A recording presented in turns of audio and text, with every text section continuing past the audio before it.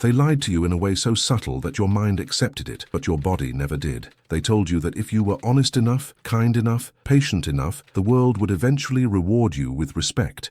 That desire would grow from purity. That authority would rise from being a good man. But one day, without warning, your body betrayed that fantasy before your mouth could defend it. Your voice softened before you spoke. Your spine curved before you agreed. Your breathing shortened before you tried to explain.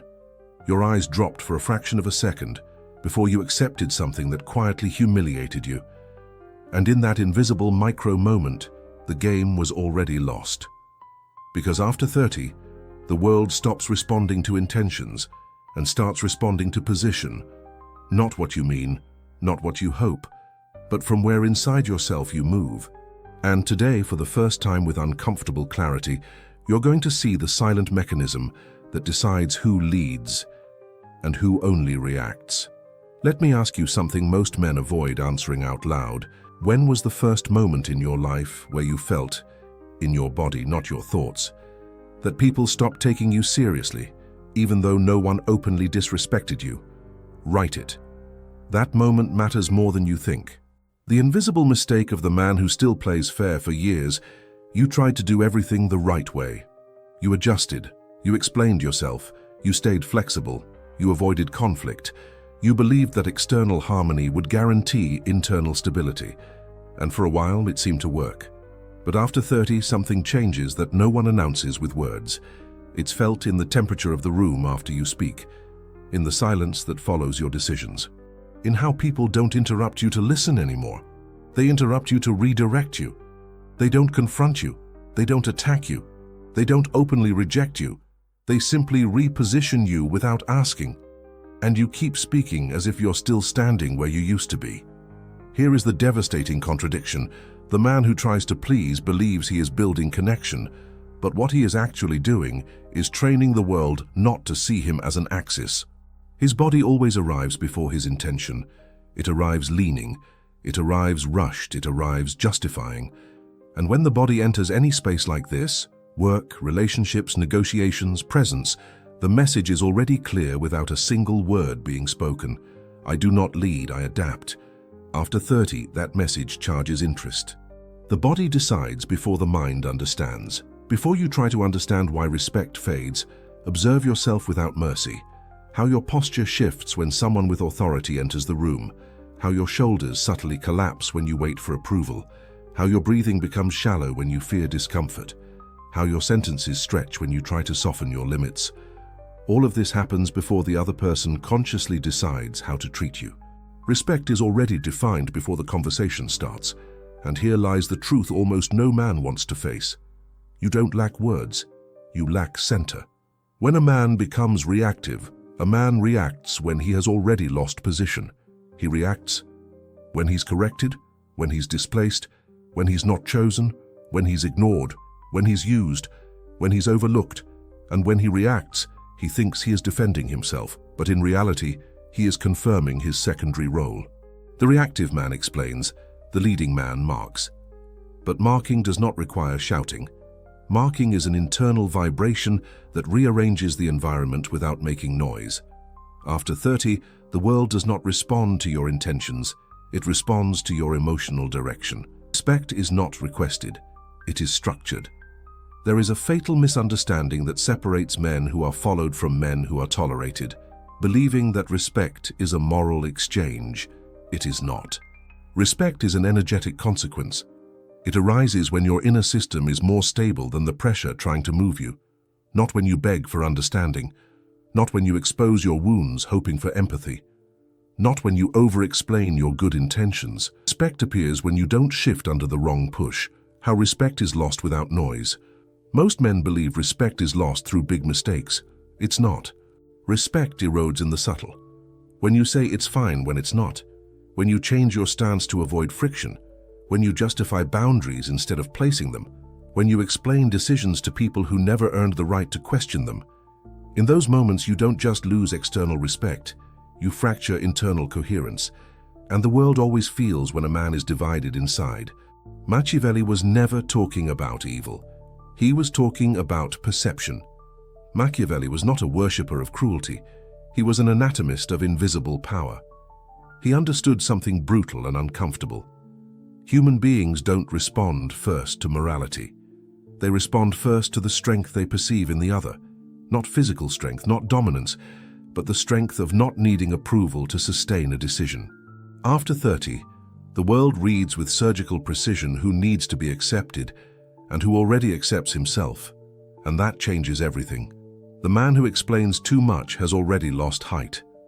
Every unnecessary explanation lowers your symbolic altitude, because the man who over-explains is seeking permission, seeking absolution, seeking validation. And power is never granted by request. It is granted by the position you occupy. Where authority is actually born.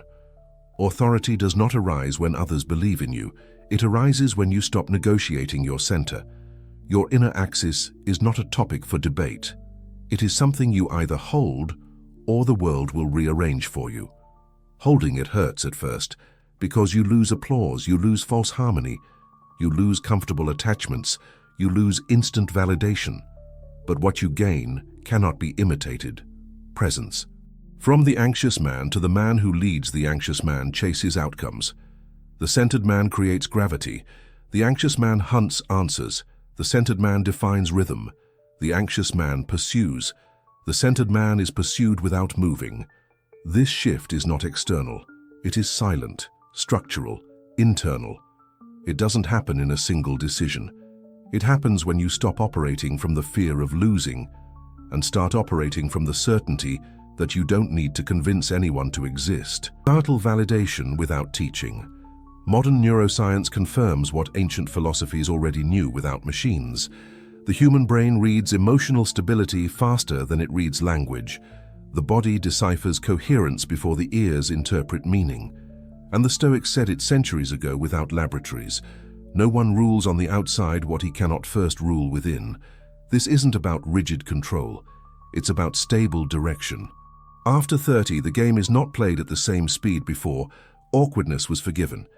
After its build, before you were potential, after you are structure or replaceable, before you are corrected, after you are substituted. And the tragedy is that many men keep playing by old rules on a board that has already changed. They keep explaining, waiting, justifying, tolerating, adapting, while others have already understood something ruthless. The kindest doesn't win. The most centered does. The man who understands everything is the one most used, the one who understands all, forgives all, tolerates all. He believes he is elevated, but the system reads him as structurally available to absorb weight that is not his, because understanding without limits is another form of self-erasure, and no one respects a man who does not respect himself in silence. Every self-betrayal collects interest. Each time you betray yourself for comfort, the world gains a quiet right over you. It doesn't announce it, it doesn't sign it, but it executes it later through silent impositions, subtle mockery, strategic exclusion, loaded jokes, selective silence. And one day you look around wondering when it started.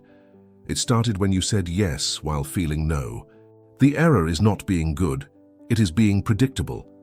Machiavelli understood something that shocks moral idealists.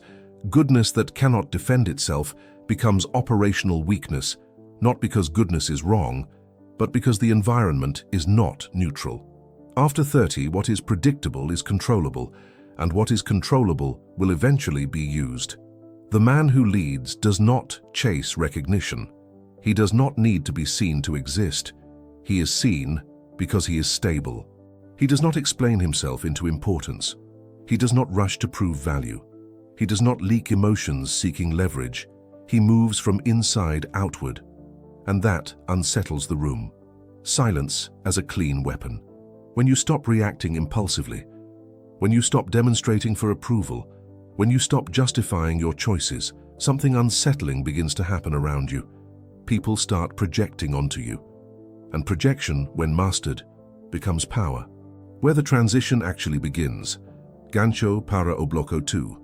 You don't start winning when you impose. You start winning when you no longer move for what is unnecessary, when your gaze no longer asks permission, when your posture no longer seeks validation, when your no longer trembles. That is the exact point where a man stops reacting and begins leading without pushing.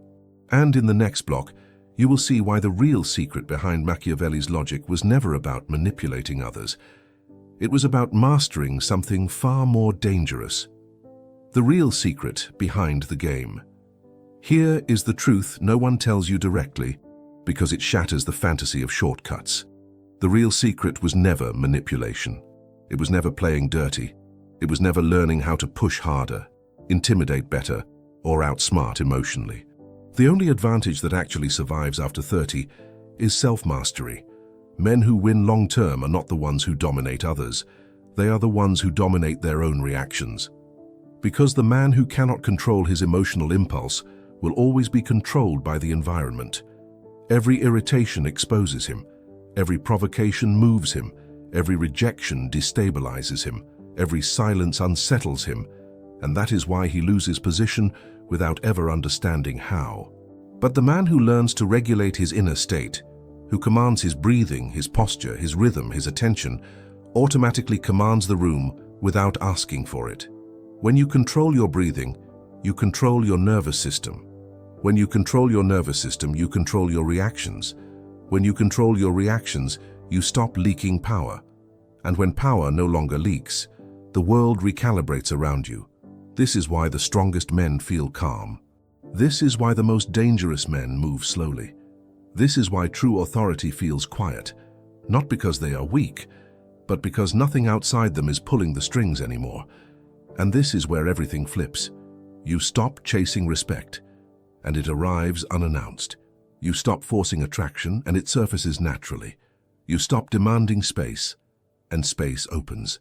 Not because you learned how to manipulate behavior, but because your internal structure became heavier than the pressure around you. This was the only path Machiavelli ever pointed toward, without romanticism, without illusions. If you don't rule yourself, someone else will, quietly, efficiently, and without asking. Identity transformation. You no longer move from anxiety. You move from center. You no longer react. You choose. You no longer ask. You decide. You are no longer the man who explains. You are the man who is. From the anxious man to the centered man, from the reactive man to the man who conducts, from the man who asks to the man who receives without extending his hand. And once this shift happens inside you, no environment ever treats you the same again, because the world always adjusts to the man who no longer needs to adjust himself.